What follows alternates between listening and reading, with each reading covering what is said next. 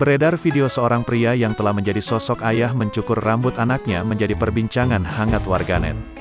Video viral itu diunggah oleh akun @dunia_kaum_hawa di jejaring media sosial Instagram pada Senin, tanggal 14 Maret tahun 2022. Rekaman video memperlihatkan seorang pria yang tengah mencukur rambut anak bayinya. Bayi perempuan yang tampaknya masih berusia beberapa minggu itu tampak tertidur nyenyak meski rambutnya sedang dibabat habis.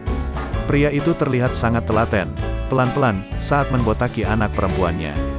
Dikatakan karena tak tega mencukur rambut sang anak sampai habis milik anak gadisnya tersebut, pria itu ikut membotaki kepalanya. Rekaman video lalu menayangkan pria itu tengah membabat habis rambutnya sendirian di depan cermin dengan mencukurnya sampai botak. Usai sama-sama botak, momen sang ayah dengan bayi perempuan itu terlihat menggemaskan karena sama-sama botak.